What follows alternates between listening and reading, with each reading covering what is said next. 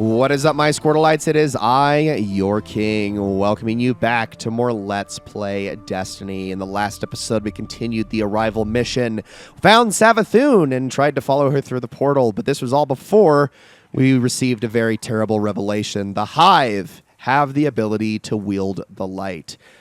But we were able to take down our first Hive light bearer, made it through the portal, and now we are inside... Well, where are we exactly? Queen's Bailey. Where is this? You might wonder. I mean, it's not like anything else we've seen before. Suppose we can have a look around. This doesn't look like a Hive throne world. No, it doesn't, or at least it certainly doesn't look like Oryx's. Oryx was basically just like the Dreadnought. And that's really the only one we have to go off of, so we can't really say it's the same, but who knows exactly. Like I said, our experience with throne worlds is a little bit limited. We've seen this one. We've seen Mara's throne world, which is its own beast, but also very, very different from what we saw in the Taken King. So what's going on here exactly? And I don't know where that moth is off to. There must be someone else around that it's trying to chase down. Oh, there we go. A few of those guys. Let's kill them. Hit that moth over there. We got a few more acolytes over this way. Let's see. Oh, we got a big boy. All right, let's take care of him really quickly. Dodge. And I missed my headshot there. You know what? Take that. There we go. Oh, that's a lot of damage. Excuse me, sir. Have that. And then die so I can go invis for a moment.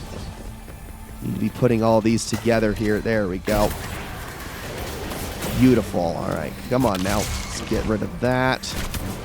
Perfect. Get some blinding action. Did that not actually blind you? That's very strange. I'm going to kill you, and I think... No, we still got this one as well, and a few more in the back. Come on, land your shots. Okay, I think that's all of them. So, yeah, it definitely is because the moths turned hostile. But there we go. I think that's all of the enemies in this area. Are we going to head up through here? I suppose. Oh, honored guest. It's her. How did you do it? How did you find the strength to destroy something so like yourself? There. To look in a mirror and kill what looks bad.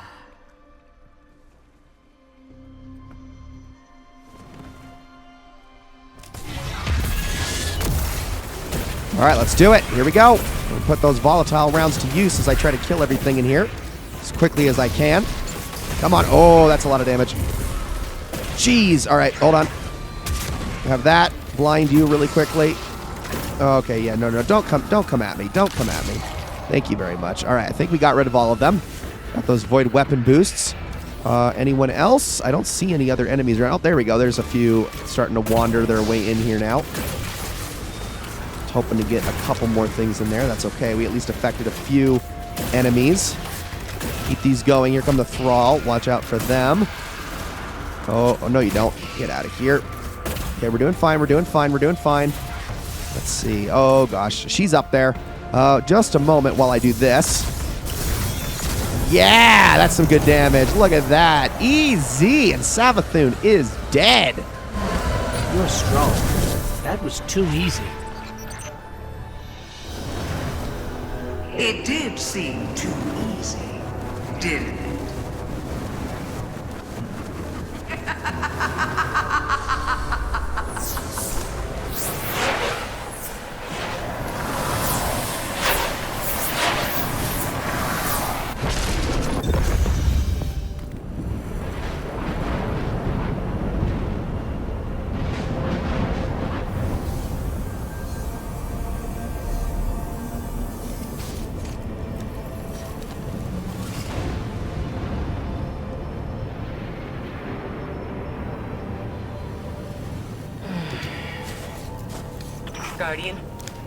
Guardian, do you read me?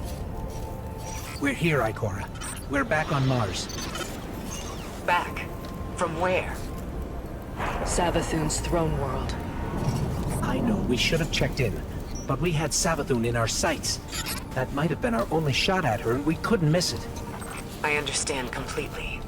It's not like Savathun to allow herself to be seen so easily.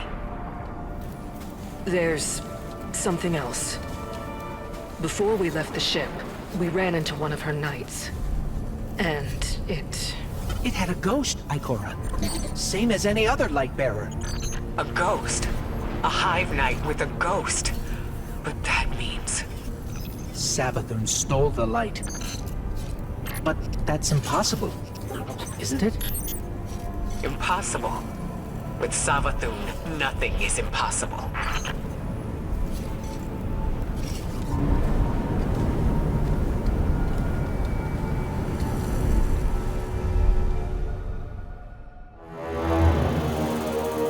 Savathun, the Witch Queen. Hive god of cunning and lies. Hive legend tells us she was born on a hostile, far-off planet, where she would have lived a short, uneventful life. If it weren't for the worm familiar that warned of an impending cataclysm. And so, she led her siblings into the depths, where the ancient worm gods offered them immeasurable power in exchange for endless blood tribute. From this, the Hive were born, and countless civilizations were condemned to extinction. For untold ages, they devoured life and light wherever it could be found, facing little resistance. Until they tried to take on the Guardians. After the death of her brother Oryx, Savathun went into hiding. Not out of fear, of course, but out of strategy. Because Savathun knows the best way to beat your enemy is to join them. In her greatest trick yet, she infiltrated the Vanguard, weakening us from within. And stealing our most sacred resource, the one thing we thought she could never touch, the light. I think Ikora summed it all up pretty well there, but anyways, guys, welcome to the Enclave. This is the social space that you're going to be going back to and regrouping at throughout the course of the Witch Queen campaign and really the entire expansion as a whole. Now, there are a few notable things here. We do have ourselves the Vault. We have ourselves a post box. Both really nice resources to have. You also have the evidence board. This is going to be for, I believe, only after the campaign is all completed, but that's going to also be its own thing. We got a couple of stuff that dropped for us during the course of that mission, so I'll be happy to take all of those things. We got all sorts of weapons and stuff that I can go through, none of which is really all that great. I mean, I guess I'll hold on to a couple of them. Honestly, that one's not too bad, but I think I'll still end up probably dismantling it. Just kind of go through here and clear out our inventory a little bit with all the stuff that we have before we go off and talk to Ikora. But there's a lot of things that you're going to be doing here at the Enclave that are of varying degrees of importance. And there's actually one other major thing that I'm not going to talk about just yet because Ikora is going to lead us to that pretty darn naturally. So give me just a moment to delete the last of this stuff, and then we will head on over there. All right, Ikora, what do you have for us? This is a pretty cool area. It's good to be back on Mars again. Unfortunately, it's not an actual explorable space anymore, but Mars is still a nice area to be in, so there's that. Light-bearing Hive, complete with their own ghosts. I should have seen this coming. But how? We're in a new paradigm now, Guardian, where the boundaries between are becoming increasingly blurred, especially between what's right and what's wrong. If I had been in your place, to be honest, I don't know what I would have done. But there's no use dwelling on that. Let's assess what we do know. I see you picked up a clue along the way. One that might explain why Savathun decided to return alongside Mars. According to your ghost telemetry, that fragment is giving off the same vibrations as the pyramid tech relic. That just so happened to return with Mars. Go take a look. I'll explain more when you report back. Okay, the Witch Queen. Ikora is daunted by the news of the Lucent Hive. She wants answers, but first she asks you to visit the Pyramid Relic. She believes the fragment you found on Savathun's ship might be related to the artifact. Visit the relic in the Enclave on Mars, then report back to Ikora. So let's take this thing and see what we can find. So, you may have noticed that at the very opening cutscene before the mission even started, there was this giant doorway that Eris stepped out of. Very out of place in this otherwise rocky landscape. Let's head on inside. Let's see what we got in here. Guardians have been combing Mars since it reappeared. No way they'd have missed this. It's definitely new. Let's get a closer look.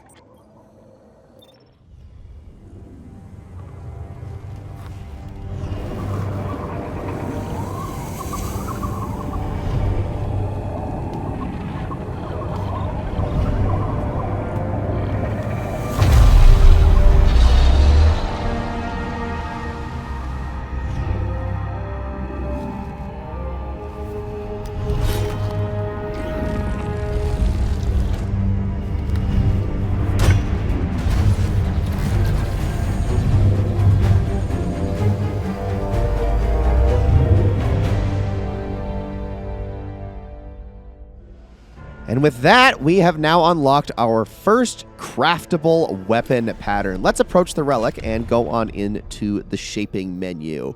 So, this is how this works. You're basically going to be given a whole bunch of different weapon types that are going to be available to you in the shaping menu when you have unlocked specific patterns. At the moment, all we have is the Enigma, so let's shape this first. The Enigma is a new type of weapon that we have not yet used in the Let's Play, known as a glaive. These were introduced with Witch Queen. Now, when you shape a weapon, you're initially only going to be given a very basic version of the weapon that you're going to have to level up to make it better. You are given pretty basic stats, which are going to give it different properties. I'm actually going to go with ballistic tuning. We have alloy mag and extended mag. I'm going to go with alloy mag just for that faster reload upon emptying the magazine. And then we have some traits we can pick from, although we really only have one of each, or one in the first column, two in the second column. I think I'm going to go with unrelenting in the second column. The memento socket is something that you have to get much later on. I'll explain that in a little bit more detail later, but let's shape the weapon as it is. And there we go. We are given the Enigma.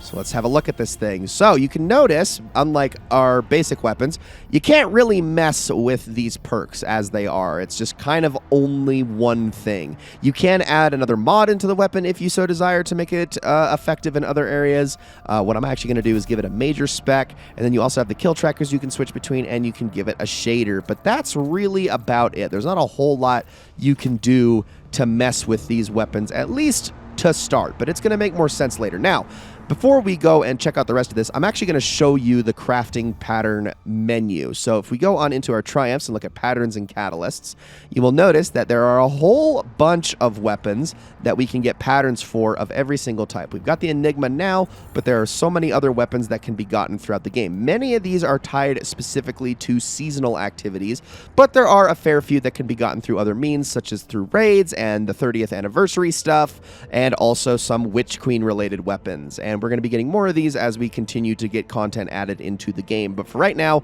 all we have is the Enigma. The way this works is very simple. If you go into the menu, we look at the Enigma, it says weapon level 1. We need to increase that counter by getting kills. That's it. Well, okay, there are other ways. You can also like complete activities to get little percentage bumps as well. But the more levels that you gain out of the Enigma, the more traits you're going to unlock for the thing. If we head back in, go into the reshape menu, we can click the Enigma once again.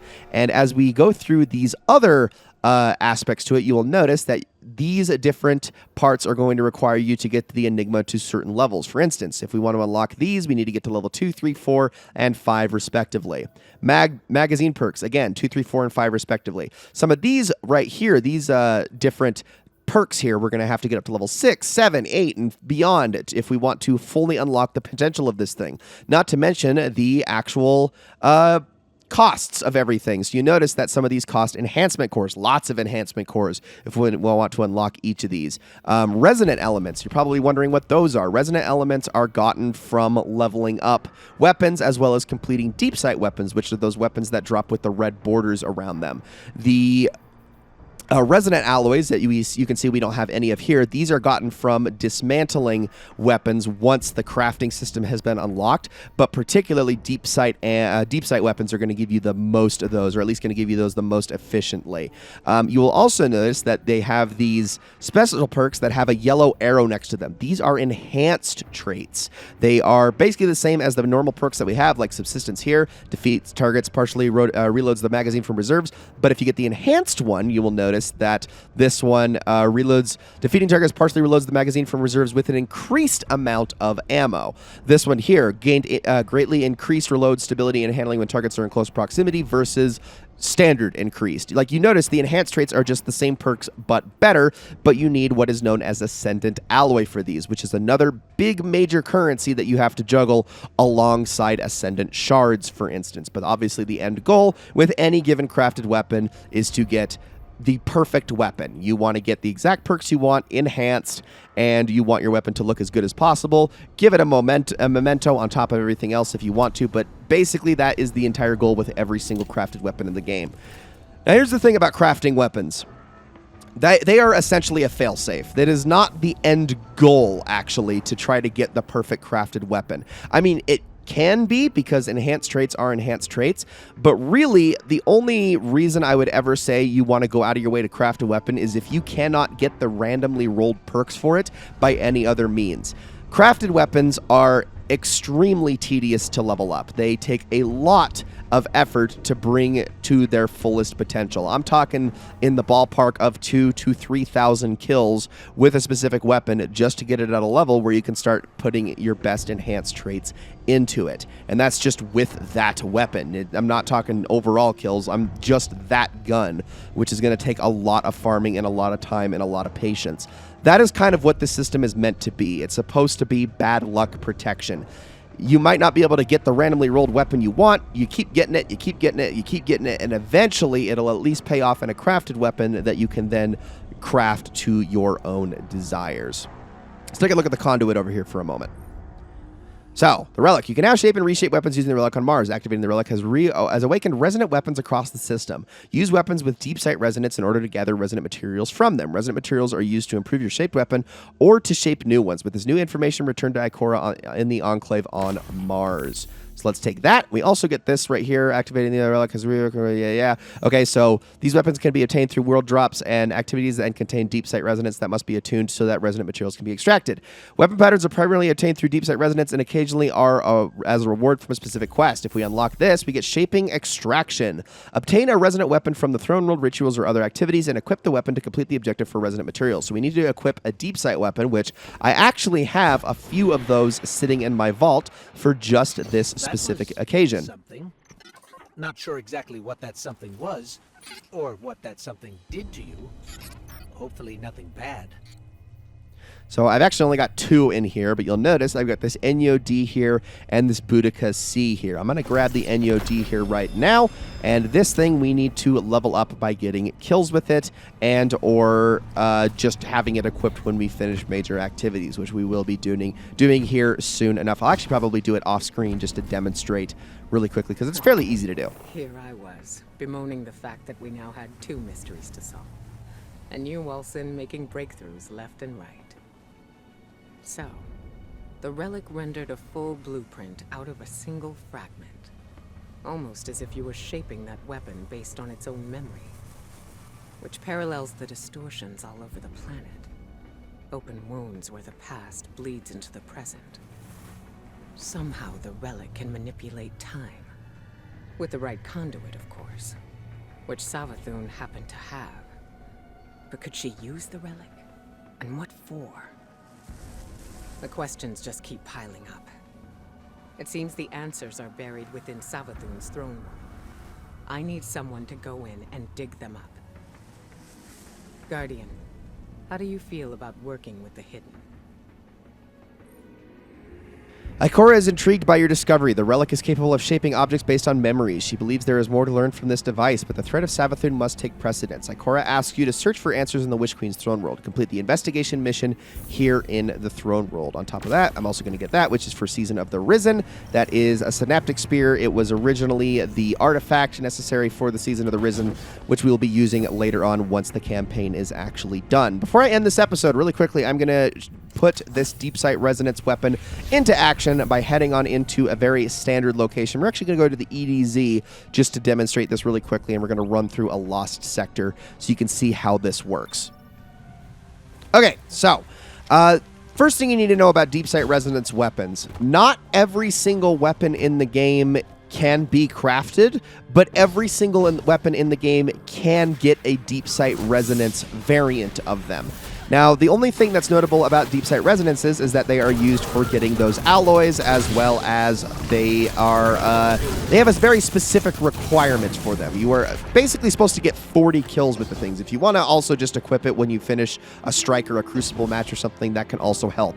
But something to note is if you get a Deep Sight Resonance weapon that is actually craftable, you don't need to complete its objectives to get the pattern progress out of it. It just gives you more resonant elements for doing so. That's really the only benefit. You'll get 100 resonant elements for defeating or for dismantling a Deep Sight Resonance weapon that is not completed with its objectives, and you'll get 300 for actually completing the objectives, which we are going to do now. But just kind of fighting our way through everything in here. I think getting all of these shouldn't be too hard. Hopefully I don't have to run into another lost sector once all is said and done. But if I just exclusively use this thing, we shouldn't really have too much trouble. So you can see right here, I'm at 40% attunement progress. Not too bad. Just pick a good lost sector that's going to allow you to get a fair amount of kills, which, I mean, maybe this wasn't the most ideal one to pick from, but it's still going to mostly get the job done, I think. Just keep focusing all of these enemies down, and no, killing majors and alt bosses and the like isn't necessarily going to make the progress go any faster, so that is something to also keep in mind. Let me see if I can... Oh, of course you jump down there, you jerk. Yeah. Here, why don't you take a couple of those? And there we go. All right, now let's finish you off with that as I kill a few more Nightmare Shanks here. And it looks like I might have to jump into one more area to actually get this done. There we go, and Deep Sight Resonance is complete. Now we need to extract the resonant elements by turning all of this in. If you want to keep the weapon, this is the way you're going to need to do it. Don't actually dismantle the thing, but there we go. Got those, and now we need to return to the Relic Conduit in the Enclave on Mars. And now I am free to delete this thing, which I am going to do right away, but yeah, I get that we have a patterns menu. Thank you very much, game. But you noticed upon deleting that, I also got myself a resonant alloy, which was another thing that we were going to need to actually continue to improve and craft additional weapons. But like I said, otherwise, if you're just looking for pattern progress, just delete those Deep Sight weapons. You'll still get 100 resonant elements for your trouble. But resonant elements are also a thing that if you are crafting often, you're going to want to make sure you have lots of those. So it is also advisable to keep several Deep Sight resonant weapons on hand so that you can make your life a little bit easier in that regard. Now, down to the relic we go. Let's go and turn this thing in once again. See what it has for us next. Whisper from afar. Continue to find weapons and complete their objectives to gather your preferred resonance and patterns. Resonant materials and patterns are required to customize your weapons during shaping. Complete these resonant objectives, extract resonant elements, and unlock more patterns. We got this right here. We need 3 more resonant alloys to collect. We'll obtain resonant alloys, the core material for shaping, by dismantling legendary weapons. You also notice that we got ourselves another pattern, actually. We got the pattern for syncopation. Now, I would actually be willing to craft that if I didn't already have the perfect syncopation 53. But if you notice, we can go on in here now that we can see the rest of the menu is open, and boom, right here, syncopation 5.3 is available for us to craft. Now, I would actually work on this thing, except for the fact that, again, like you can see here, I'd have to get to level 13 just to get Outlaw, and I would have to get to, like, level... I mean, I can already get Headstone right off the bat, but Outlaw, I mean, that's going to take me forever to get to. No, thank you. I think I will pass on that one. But there we go. We have pretty much I mean, now you pretty much understand how the crafting system works. To get more of those resonant alloys, I am going to want to get kills with my glaive, and I am going to use it a little bit throughout the campaign, but I'm going to be avoiding it to an extent because glaives are... they're fine, or at least that glaive is just fine. There are much better glaive options. Well, I'll use it a little bit in the next mission, but probably no longer after that. So what I think what I'll do is I will run with the Enigma in the energy slot, and then probably Suros in the kinetic slot, just as we go through this next mission, just so that I can demonstrate the effectiveness of glaives themselves. So with all that said, guys, thank you all so very much for watching. I hope you all enjoyed this episode very, very much. Next time, the investigation mission. Thank you all so much for watching, and I will see you all then.